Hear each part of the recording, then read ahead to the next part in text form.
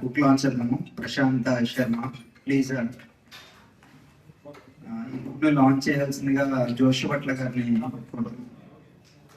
Please.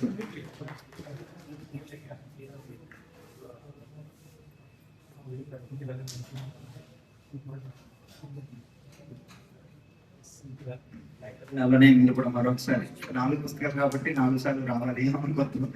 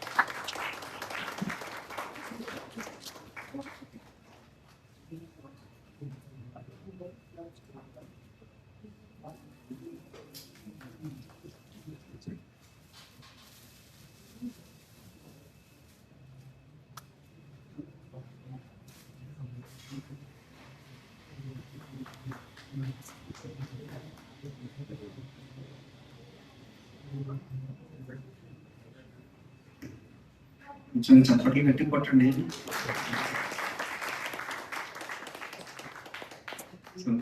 రైతు ప్రశాంత్ శర్మ గారిని మాట్లాడాల్సింది.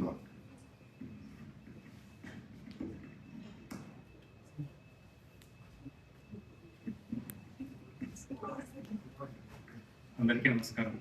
నా పేరు ప్రశాంత్ శర్మ. సో నేను రాసిన బుక్ అనగనగా ఇది నా మొదటి నవల. సో ఈ బుక్ స్టార్ట్ చేసింది నేను యాక్చువల్గా కేఆర్ నాకు పరిచయం 1.5 year నుండి.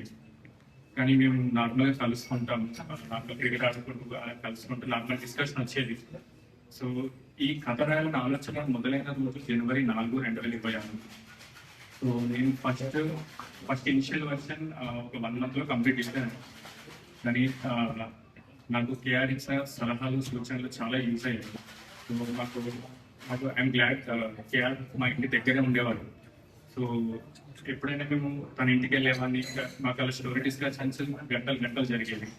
సో దానివల్ల నేను చాలా చేంజెస్ చూసాను. ఫస్ట్ ఇనిషియల్ వర్షన్కి ఫైనల్ వర్షన్కి చాలా అంటే చాలా డిఫరెన్స్ ఉన్నాయి స్క్రిప్ట్లో. So thank you KR.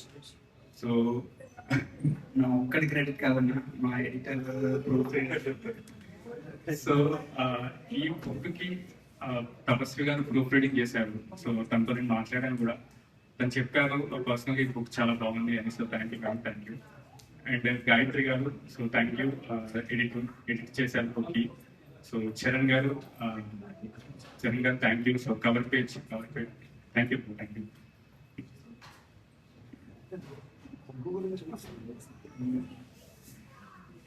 ఈ బుక్ ఈవెంట్ పెట్టుకోవడానికి మీ బుక్ గురించి అందరికి తెలియాలి, అందరు బుక్ కొనాలంటే కదా. నేను రాసిన నవల ఒక ఉమెన్ ఎంపవర్మెంట్ గురించి. అంటే ఒక ఉమెన్ ఎంపవర్మెంట్ అంటే ఓన్లీ మహిళకు సంబంధించిన బుక్కే కాదు. మీరు ఆ బుక్ చదివితే మీకు అందులోని కుటుంబం గురించి విలువలు, బంధుత్వాలు, బాధ్యతలు కూడా మీకు తెలుస్తాయి. సో అంటే కొన్ని బుక్స్ చదివి మర్చిపోతాం, కొన్ని బుక్స్ చదివి మారిపోతాం. మీరు నన్ను మర్చిపోయినా పర్లేదు, కానీ ఈ బుక్ చదివి అందులోని కొన్ని లైన్స్ మీరు గుర్తుంచుకొని ఒక క్షణం ఆలోచిస్తే అది నేను ఒక విజయంగా భావిస్తాను. సో ఇది నేను ఒక లైన్ చదివి నాకు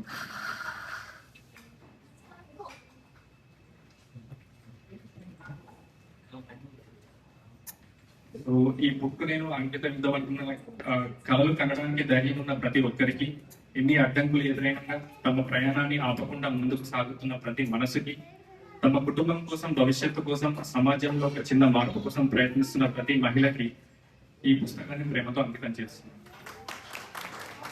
థ్యాంక్ యూ.